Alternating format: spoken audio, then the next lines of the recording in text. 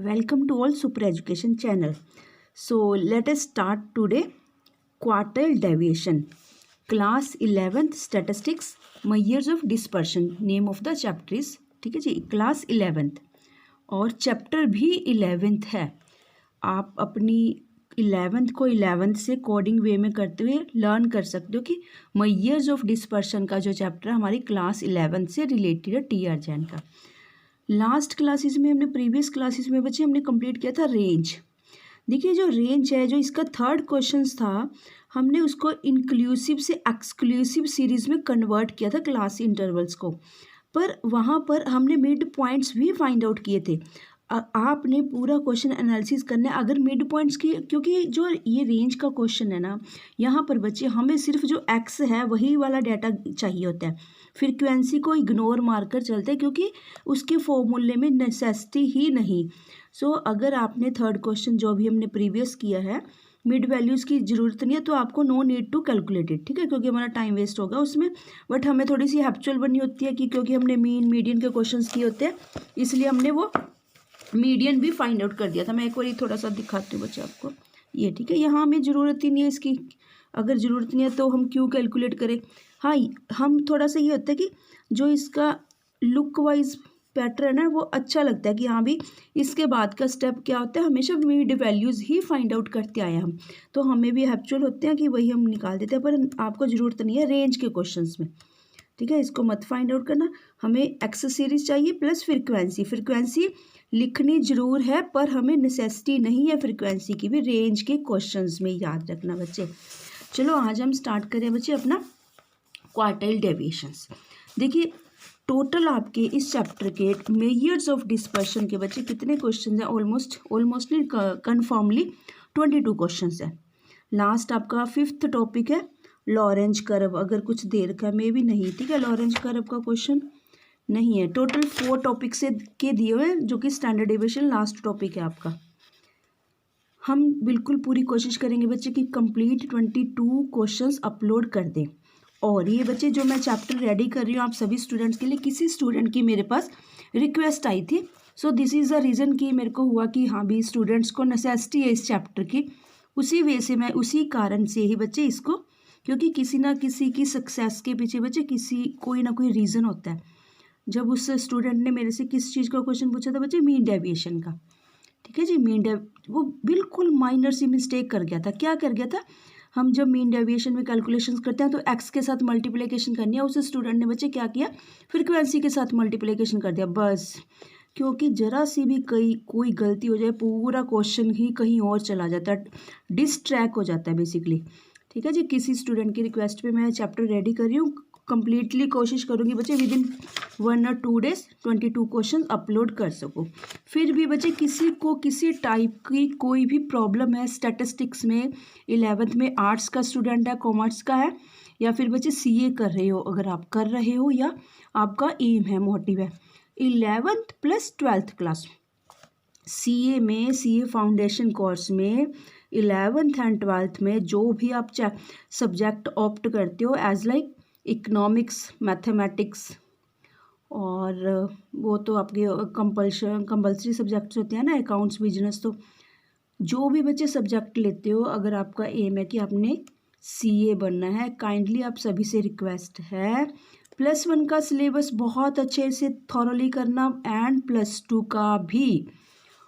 और जी क्या बताना चाहती थी, हाँ जी, जो अकाउंट्स का सिलेबस है बच्चे आपका सीए का कंप्लीटली +1 का है और +2 का है, पर 2 या 3 टॉपिक्स कुछ एक्स्ट्रा अलग से करने पड़ेंगे जब आप सीए फाउंडेशन कोर्स करोगे.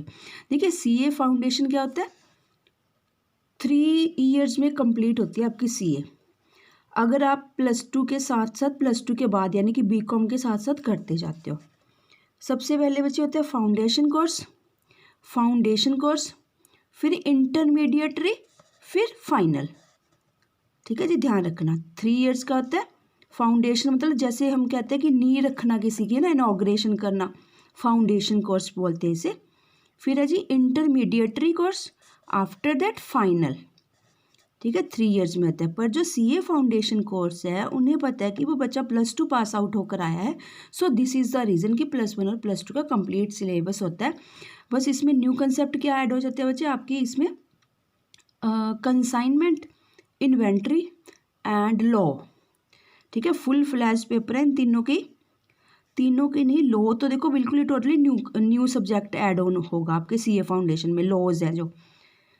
और इन्वेंट्री एंड कंसाइनमेंट दोनों कंसेप्ट बच्चे अकाउंट्स के हैं। +1 का अकाउंट्स तो आप रीड करोगे ही करोगे जो भी है, ठीक है जी, journal entries, ledger, financial statement, depreciation, plus आपको 2 न्यू टॉपिक्स भी करने पड़ेंगे, कंसाइनमेंट एंड इन्वेंट्री। सो अभी से उस पर बहुत ज़्यादा फोकस करना बच्चे, ध्यान से रीड करना, गो थ्रू करना। चलिए बस अब हम स्टार्ट करते हैं बच्चे, ठीक है जी, 4th एंड 5th क्वेश्चन।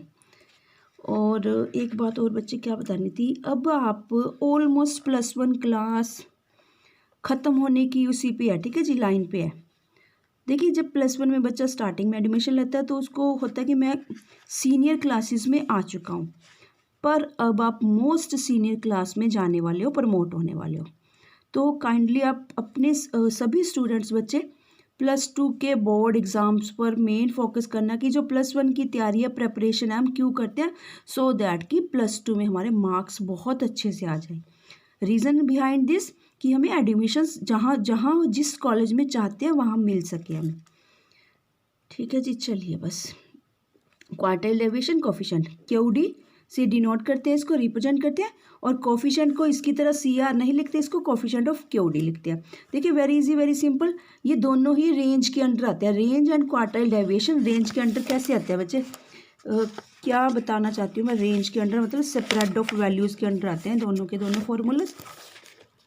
कैसे देखिए ध्यान से फिर से प्लीज़ है, absolute measures, relative measures, measures based on spread of values, only first to topics, range and quartile deviation. बस आप कितने वे से इसको लर्न कर सकते हो ना, ये हो गया जी। बस अभी हम इसी के बारे में डिस्कशन करेंगे। After that we will cover up the topic mean deviation and standard deviation. 3rd and 4th वो कौन से किसके अंडर आते हैं, डिस्पर्शन फ्रॉम द एवरेज, ठीक है। ये स्प्रेड ऑफ वैल्यूज़ की कोई वैल्यू मिनिमम टू मैक्सिमम किस रेंज में फैली हुई है। चलिए जी अब हम करते हैं, almost range and QD almost same से हैं जी, ठीक है। चलो जी वापस चलते हैं इस पर एक बारी, चलो यहाँ से थोड़ा सा और गो थ्रू करवा देते हैं बच्चे आपको। एक तो सभी स्टूडेंट्स ने बच्चे ये जो बॉक्सेस में दिया होता है ना, मोस्ट इम्पोर्टेंट, आप सोचिए बनाने वाले ने, बुक बनाने वाले ने इस पूरे कंप्लीट के ऊपर कितनी मेहनत की होगी, है ना, स्पेसिफिकली अलग से क्यों मेंटेन किया, because of that most important topics, ठीक है जी। यहाँ से अगर स्टूडेंट्स बीच का मैटर ना भी पढ़े, ध्यान से ये बॉक्सेस वाला पढ़ ले, हेडिंग्स पढ़ ले, ब्लू वाले, ब्राउन वाले, ये भी अच्छे से कर ले, समझो उसको पूरे चैप्टर की नॉलेज होगी। देखो फुल फ्लैश नहीं कहूँगी, फिर भी 80% नॉलेज होगी। तो आपने बच्चे सभी स्टूडेंट्स ने ये वाले जो होते हैं बॉक्सेस में, यहाँ से MCQs क्या, बिग क्वेश्चंस, लॉन्ग क्वेश्चंस क्या, सभी टाइप्स के क्वेश्चंस, ठीक है, रिमेंबर बेस्ड क्वेश्चंस क्या, एनालिसिस बेस्ड क्वेश्चंस क्या, हॉट्स क्वेश्चन क्या, there are so many questions we will be derived from here, ठीक है। अगर हम अच्छे से गो थ्रू करेंगे ये वाले सारे, इस टाइप के ये भी है, जैसे why should we measure dispersion about some particular values, मतलब कि हम अगर बच्चे, हमें ना देखो इंडस्ट्रियल ट्रेनिंग्स क्यों लगवाई जाती है, रीज़न यही होता है कि वहाँ पर बच्चे को रीज़न पता होता है कि हम ये चैप्टर पढ़ रहे हैं, क्यों पढ़ रहे हैं, रीज़न हर चीज़ का पता होना चाहिए कि बस पढ़ी जाओ, ठीक है, वो मज़ेदार बात नहीं ना होती। यहाँ पर देखिए what is a basic objective related to, ये ऑब्जेक्टिव आ गया ना कि क्यों पढ़ना चाह रहे हैं हम, ये बच्चे बस आप पढ़ लेना, ठीक है जी।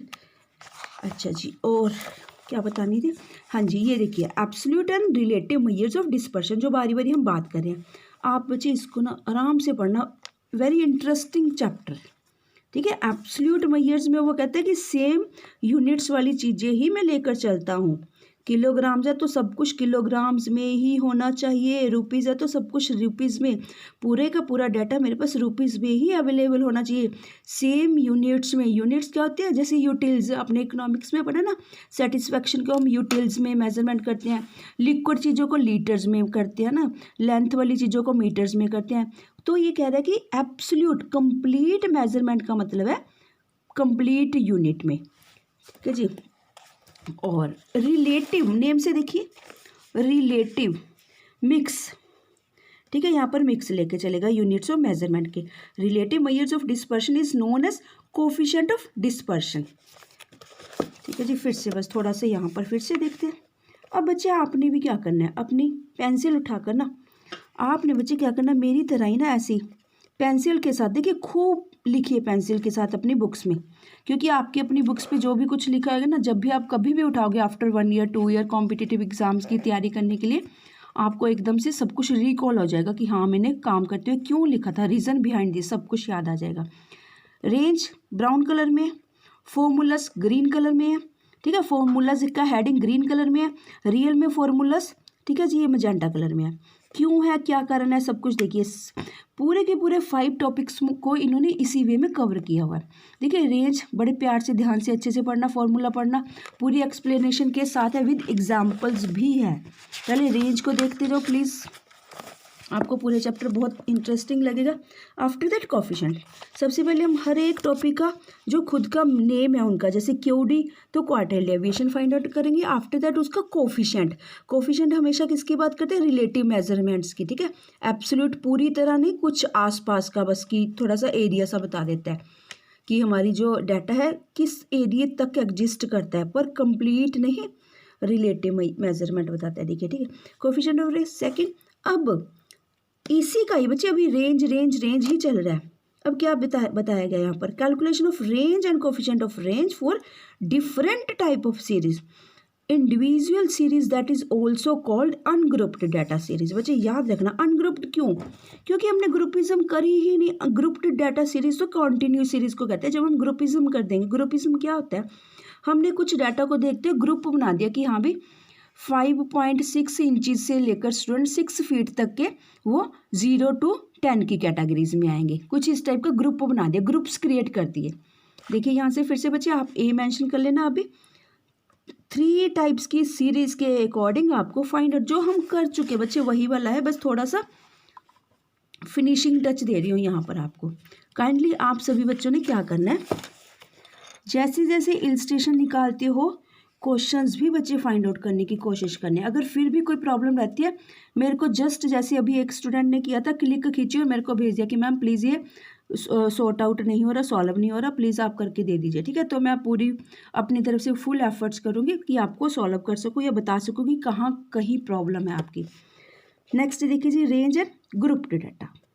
ध्यान रखना बच्चे, देखिए अनग्रुप्ड डाटा इंडिविजुअल को कह रहा है, ग्रुप्ड डाटा डिस्क्रीट को भी कहता है एंड कॉन्टिन्यूस को भी कहता है। ठीक है, क्यों, फिर से देखिए वापस आती हूँ मैं, यहीं पे ग्रीन कलर स्टार्ट कर दिया उसने, ग्रीन कलर में लिखना, फिर इधर फिर जाइए जी, फिर से ग्रीन कलर में। इट मीन्स कुछ रेलेवेंसी है दोनों टॉपिक्स में, क्यों ग्रीन कलर सिमिलर यूज़ किया, दिस इज़ द रीज़न कि ये ग्रुप्ड डाटा के अंडर आते हैं। बच्चे यहाँ से बहुत सारे MCQs आ रहे हैं, ध्यान रखना, क्योंकि अब लास्ट 1-2 ईयर्स से, मतलब लास्ट 2 ईयर्स लगा लीजिए, जो CBSE HBSE या पंजाब एजुकेशन बोर्ड है, सभी बोर्ड्स ने ऑलमोस्ट कि सो दैट कि स्टूडेंट सभी पास हो जाए, कोई भी ड्रॉप आउट ना हो या फेल ना हो, MCQs बहुत ज़्यादा ऐड ऑन कर दिए MCQs। ठीक है, तो ये इसी टाइप के सभी MCQs में आपकी सेटिंग हो जाएगी। अगर आपके MCQs ही ठीक कराते हो, जो नॉर्मल एवरेज स्टूडेंट है वो पास हो जाएगा बस।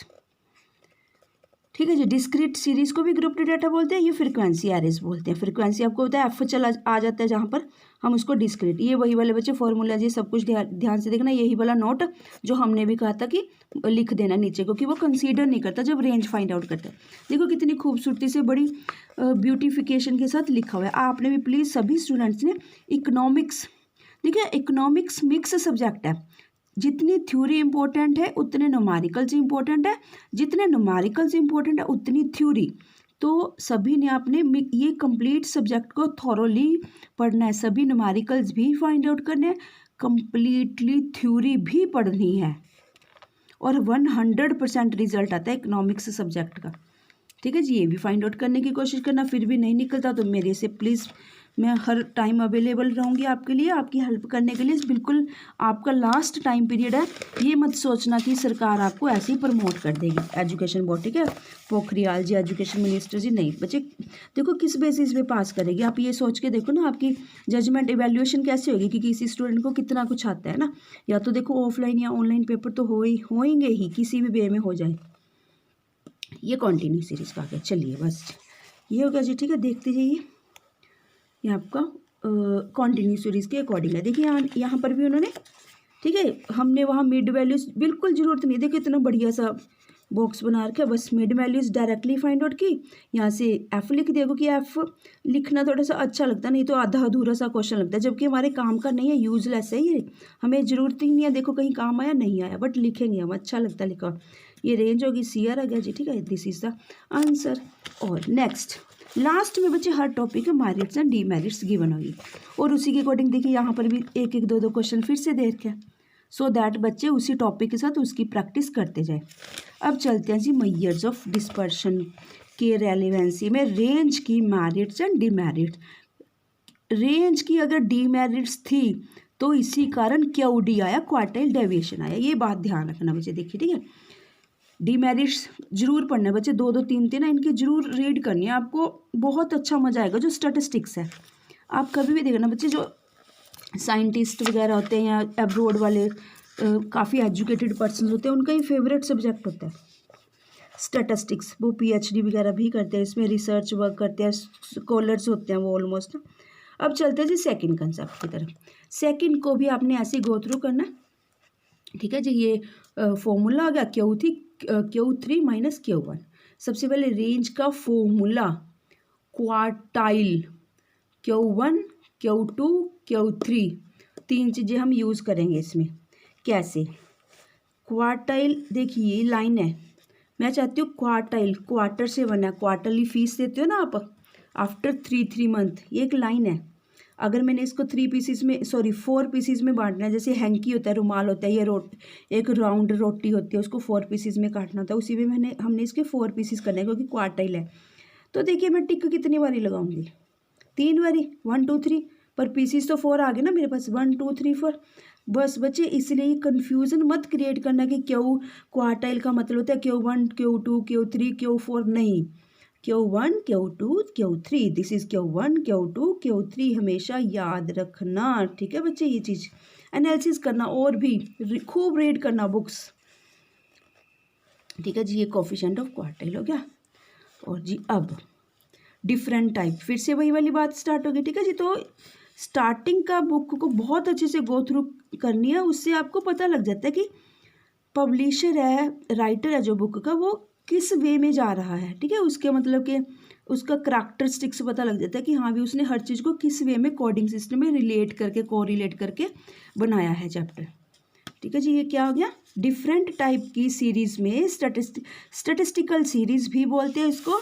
अभी पीछे कुछ और भी लिखा हुआ था बच्चे, उसको एक और क्या बोलते हैं, हाँ जी, स्टैटिस्टिकल डाटा। देखिए स्टैटिस्टिकल आप अकेले बैठ के बोलना है, इसकी प्रैक्टिस करनी है, अपने आप ही बोलना आ जाएगा। Statistical series and statistical data भी बोलते हैं, वही बताया गया फिर से क्या जी, individual that is also known as ungrouped data, वही वाला फॉर्मूलास ये देखिए यहाँ से निकालना बता दिया, ठीक है। वही हम फिर अभी बस क्वेश्चंस में करेंगे बच्चे, इसलिए मैं यहाँ नेसेसिटी नहीं फील करी कि ज़्यादा डिस्कस करें, बस एक बार आपको गो थ्रू कर देते हैं।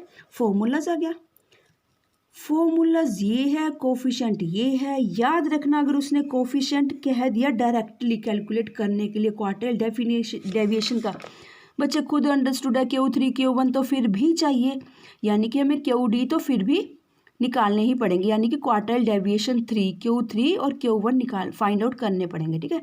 QD हम छोड़ देंगे पर Q3 Q1 तो हर हाल में निकालनी है ना हमें, ठीक है। तो सबसे फर्स्ट स्टेप क्या है, Q1 फाइंड आउट करेंगे, फिर Q3, अगर QD पूछा तो उसको फाइंड आउट कर देंगे, नहीं तो हम स्किप भी कर सकते हैं इसको।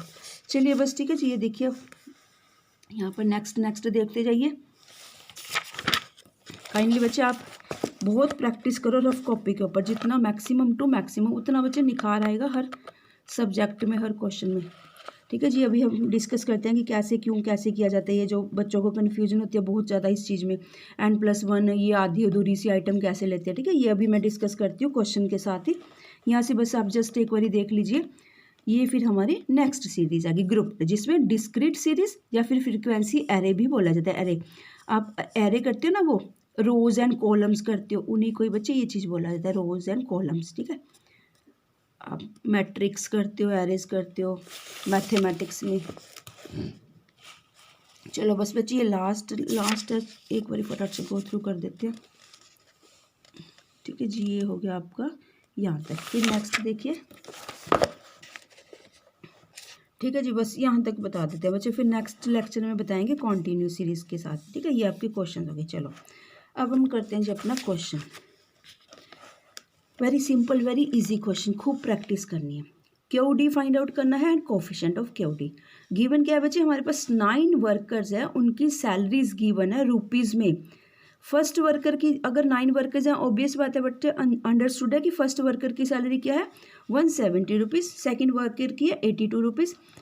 ठीक है, 110 ऐसे दी हुई है 9 वर्कर्स की सैलरी। वो रेंज जानना चाहते हैं। क्या रेंज जानना चाहते हैं कि मैं अपनी फैक्ट्री में जो लेबर अपॉइंटेड की हुई है मिनिमम वेजेस क्या पे करता हूँ और मैक्सिमम वेजेस क्या पे करता हूँ। बस जस्ट स्मॉल सा क्वेश्चन है।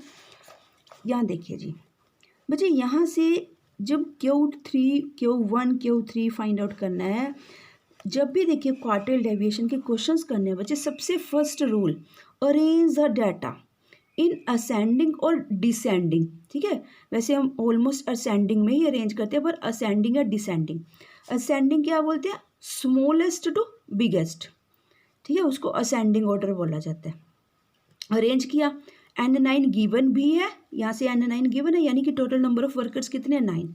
ये चीज़ देखना बच्चे ध्यान से, 9+1 N+1 अपॉन 4, ये याद रखना क्योंकि क्वार्टाइल है, दिस इज द रीजन 4 लिखते हैं, क्योंकि हमने एक लाइन के 4 पीसीस किए हुए हैं। ठीक है, लिखेंगे Q1 Q2 Q3 पर 4 1 2 हमें क्या 4 पीसीस मिल चुके हैं। अब बच्चे यहाँ ये क्या चीज़ हो जाता है आपसे, यहाँ पर size of N+1th 1th upon 4, यानी कि 10/4। 10/4 का सीधा सा देखिए। ठीक है, फोर्थ हिस्सा क्या हुआ 2.5। 2.5 आइटम का मतलब 2 तो कहता है मेरे को कंप्लीट उठा लो यहाँ से, यानी कि 100 वाली आइटम तो बच्चे हमने कंप्लीट लेनी है। पर जो ये नेक्स्ट आइटम है ना, थर्ड आइटम बच्चे, वो उसका बस जरा सा 0.5 कह रहा है। सोच के देखिए, देखिए सेकंड तो कहता है कंप्लीट ले लीजिए, ये वाली जो आइटम होती है इसका कहते हैं सिर्फ 0.5 हिस्सा लेना है। यानी कि जब मैं 100 से यहाँ तक चलता गया 100 नहीं पहुँचा, देखिए 100 को तो क्रॉस कर दिया था। यहाँ से रेंज, जैसे मान लो आपको कहा गया कि ये 100 मैंने मार्क लगा दिया, यहाँ तक रेस लगानी है, आप थोड़ी सी आगे निकल गई। ठीक है, कितने, सिर्फ 0.5, यानी कि जो कंप्लीट का ये डिस्टेंस है ना, ये कंप्लीट का, इसका 0.5 लेना है, जरा सा 0.5, क्योंकि ये 0.5 है। वो कैसे फाइंड आउट कर होता है, देखिए पूरी आइटम का तो क्या ले लेंगे ये, यानी कि 100 प्लस, हमेशा याद रखना बच्चे बस 0.5 किसका करेंगे, यही वाली आइटम, और उसमें से मतलब बिगर में से लेसर, यानी कि 110 में से 100, यानी कि 10। ठीक है, देखो कैसे लिखेंगे, size of third item minus size of second item. राजी बिल्कुल लर्न करके रखो, इसके साथ रिलेट करके लर्न करना कि ये यहाँ कौन सी लिया सेकेंड। ऑब्वियस बात है बच्चे, थर्ड आइटम बिगर ही होएगी ना, क्योंकि हमने अरेंज किया डाटा, बस उसको उसके साथ मल्टीप्लाई, क्योंकि वो थोड़े से कदम चला। देखिए अगर ये चीज़ है, क्यों ऐसा करते हैं हम, यहाँ तक मैं कंप्लीट चला, सपोज ऑफ मेरी फर्स्ट आइटम है, ये सेकंड आइटम है, यहाँ तक भी कंप्लीट चल लिया, यहाँ से बस जरा सा चला था, इतना सा बस। ठीक है, पर इस डाटे का हिसाब किताब कैसे निकालेंगे हम, इस वे में बच्चे, ये फॉर्मूला इम्प्लीमेंट करके। हाँ जी, यहाँ से देखिए। ठीक है, 100 प्लस एज इट इज़ रहने देना, ब्रेसिस ख़त्म मत कर देना, सारा क्वेश्चन अपसेट हो जाएगा बच्चे, निकल नहीं पाएगा।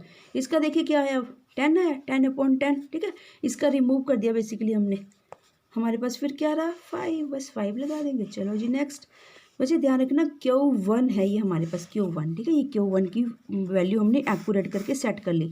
बच्चे अरेंज जरूर करना। सो मैनी स्टूडेंट्स ये बंडल मिस्टेक कर देते हैं, मतलब बहुत बिग मिस्टेक कर देते हैं, बंडल मिस्टेक कर देते हैं कि वो अरेंज नहीं करते डाटा। बस फिर क्या करोगे बच्चे, अरेंज ही नहीं करा डाटा, सारा क्वेश्चन ही गलत हो जाएगा।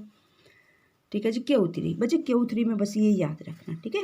ये तो जाएगा ही जाएगा अपॉन में 4, क्योंकि 4 पीसीज कर रहे हैं किसी भी डाटा के, यानी कि 4 पीसीज का मतलब 4 पार्ट्स में डिवाइड कर रहे हैं। पर 3 क्या कहते हैं, यानी कि मैं 3 फाइंड आउट कर रहा हूँ। जब Q2 फाइंड आउट करेंगे यहाँ 2 लगा लेंगे, बस जी। यहाँ पर बच्चे फिर वही वाली बात देखिए कैसे। Size of 7th item completely, 7वें नंबर पे जो आइटम है वो तो मैं कम्प्लीटली उठा लिया यहाँ से, प्लस 0.5 थोड़ा सा पोर्शन किसका, size of 8th item minus size of 7th item. Very easy, very interesting बच्चे। 35 रिमूव किया, डेसिमल अपॉन 10, ठीक है जी। कटिंग होकर कितना है हमारे पास 15, यानी कि 185 हमारे पास क्या आ गया, बस Q3 आ गया जी। चलिए अब कोफिशिएंट ऑफ QD देखिए, कोफिशिएंट ऑफ QD। अब हमारे पास जी Q1 भी रेडी हो चुका है, Q3 भी।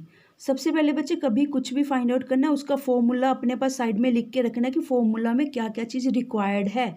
हमें पता था कि फॉर्मूला QD में हमें क्या चाहिए था, Q3 और Q1 चाहिए था, और कोफिशिएंट में भी यही दोनों सेम ही चाहिए थी ना, Q3 और Q1। अभी हम ये मेरे से ऑपोजिट लिख दिया। फर्स्ट ऑफ ऑल बच्चे हम QD ही लिखते हैं हमेशा, कोफिशिएंट एंड में लिखते हैं, ठीक है जी। QD हम बस फाइंड आउट कर देंगे, हमारा हो चुका है ऑलमोस्ट क्वेश्चन। क्या formula, Q3 minus Q1 upon में 2। कोफिशिएंट क्या है, बिल्कुल रेंज के जैसे ही। रेंज में बस यहाँ अपॉन में 2 नहीं था, यहाँ पे अपॉन में 2 आ गया। ऐसे रिलेट करके करोगे बच्चे, बिल्कुल परेशानी नहीं होगी आपको। कोफिशिएंट ऑफ QD क्या है, माइनस, यानी कि Q3 माइनस Q1 अपॉन में Q3 प्लस Q1। ये आप पूरी प्रॉपर वे से सेटिंग करके सब्स्टिट्यूट करके वैल्यूज आप आंसर निकाल दीजिए। 0.276 आपका कोफिशिएंट ऑफ QD आ चुका है। QD क्या कोफिशिएंट आया जी, QD क्या था, क्वार्टाइल डेविएशन क्या था, 4040। ओके, आपका बच्चे ये क्वेश्चन नंबर 4th कंप्लीट होता है। क्वेश्चन नंबर 4th, ठीक है जी। ये QD quartile deviation and QD coefficient, ठीक है जी। अब हम चलेंगे जी क्वेश्चन नंबर 5th की तरफ, ठीक है। तब तक के लिए बच्चे आप खूब प्रैक्टिस करो, खूब पढ़ो। बिल्कुल ही आपका लास्ट टाइम पीरियड बचा हुआ है और प्रीशियस टाइम है जो भी आपके पास अभी कुछ टाइम रहा है। और ये +2 के लिए आपका जितना टाइम पीरियड है पढ़ सकते हो। +2 के लिए आपको स्टेपिंग स्टोन की तरह आपका बेस बनाएगा, +2 में सब काम आएगा आपके। Thank you students. अभी तक काइंडली अगर आपने हमारे चैनल को लाइक और सब्सक्राइब नहीं किया, please do favour me. Thank you.